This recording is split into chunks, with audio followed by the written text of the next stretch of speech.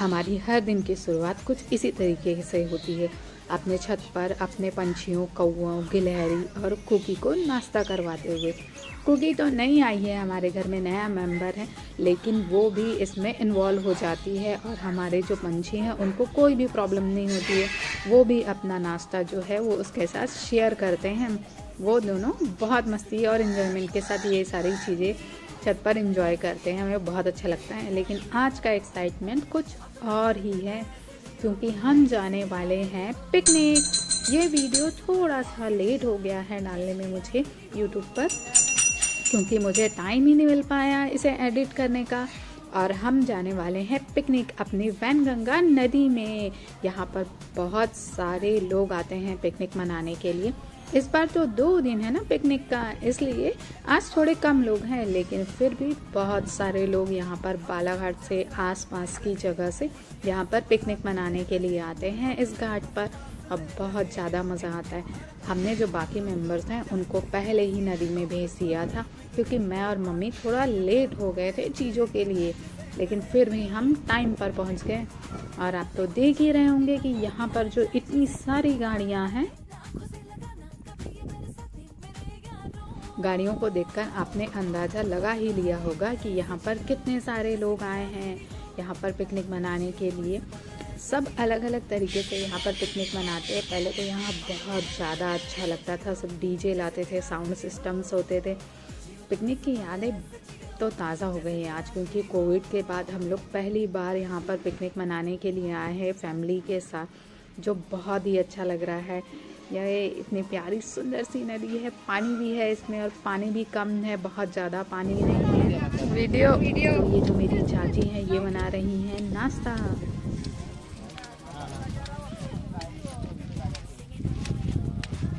ये मेरी चाची जो बना रही है भजिया।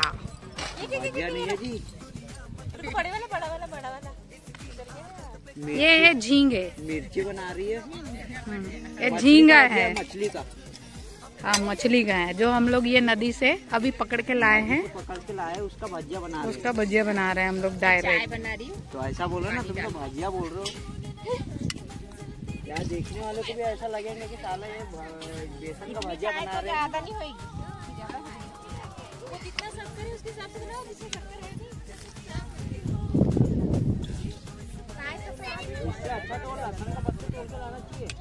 इन्हें तो आप जानते ही होंगे, मेरे हर वीडियो में ये नज़र आती हैं हमारी जिया।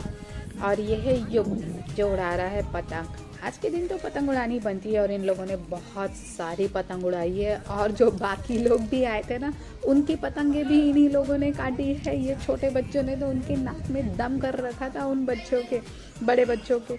वो लोग एक भी पतंग नहीं उड़ने दे रहे थे, ये लोग सारी पतंगे उनकी काट दिया कर रहे थे।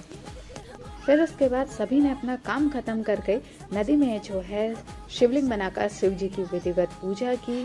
बहुत ज़्यादा एंजॉय किया इस चीज़ को भी। मंदिर में, नदी में इस तरीके से सभी के साथ मिलकर पूजा करने का बहुत अलग ही आनंद होता है, और इसका बहुत ही ज़्यादा शांति और इसकी जो फीलिंग होती है वो एक्सप्लेन करना बहुत ज़्यादा डिफ़िकल्ट है, क्योंकि उस टाइम जो मन में खुशी होती है, वो जो श्रद्धा भाव होते हैं, उसकी कुछ बात ही अलग होती है। सभी लोग जो नदी में हैं इस पल का बहुत ज़्यादा एंजॉय कर रहे थे।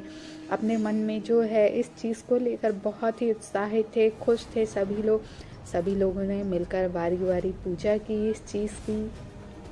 नदी में इस तरीके से सभी लोगों के साथ मिलकर पूजा करना, सभी लोगों के साथ में मिलकर वहाँ पे उस पल को जीने का मज़ा कुछ और ही होता है। जब भी मैं और मम्मी नदी आते तो हम इस तरीके से पूजा करने की ज़रूर कोशिश करते हैं कि हम ये चीज़ जो है वो ज़रूर कर पाएँ।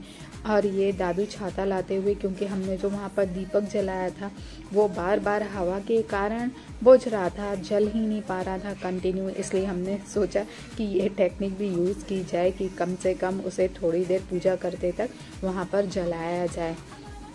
बहुत ज़्यादा मज़ा आ रहा था। साथ ही इतना सब होने के बाद तो सबसे पहले पेट पूजा बनती है।